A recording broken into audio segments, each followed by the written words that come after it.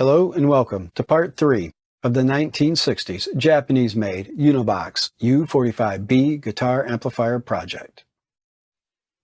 In this part 3 video, we're going to take a closer look at the PCB board and what's been done to it up to this point.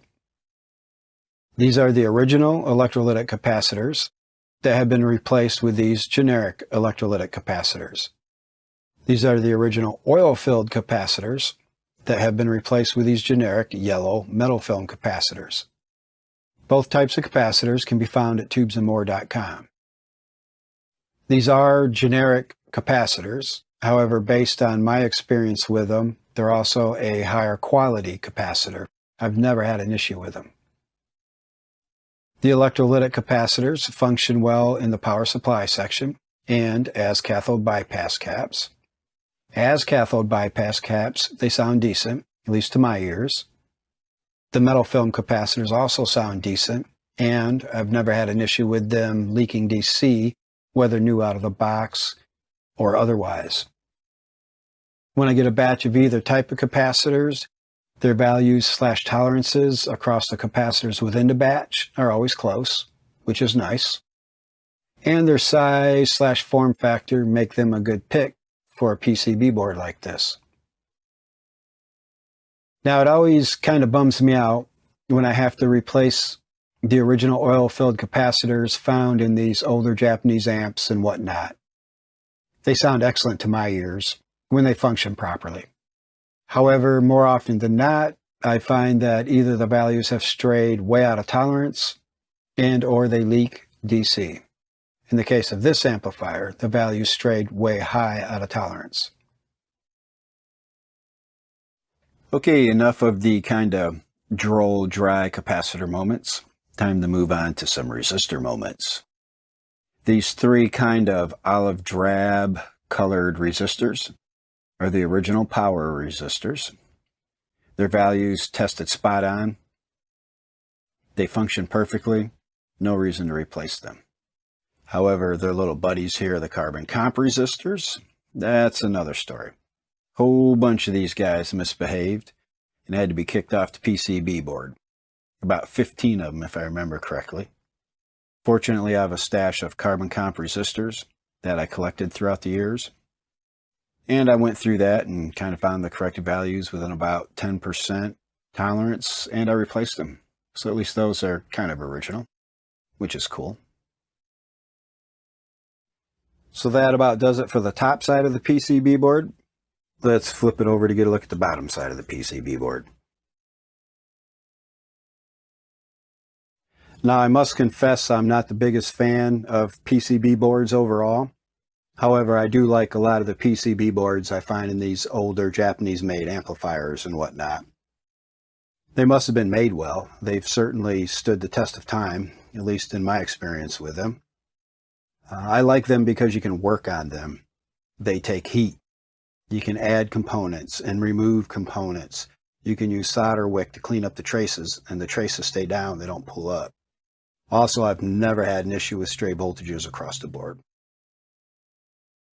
These are the original rubber feet that are still in great shape, which is a good thing, because they're used to support the PCB board up off the metal chassis.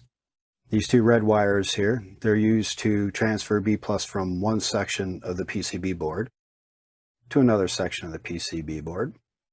On the outer edges here, you see indicator markings for connections to the PCB board.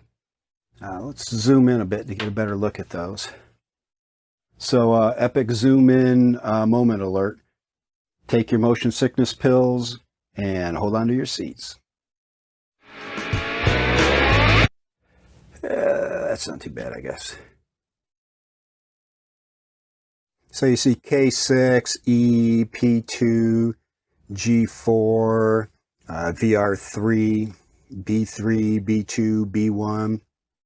The Ks are cathode connections. The E's grounding plane connections. The P's are for plate connections. The G's for grid connections.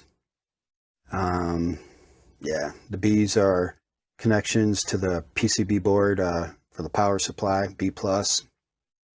Over here we have some connections with no indicator markings on them.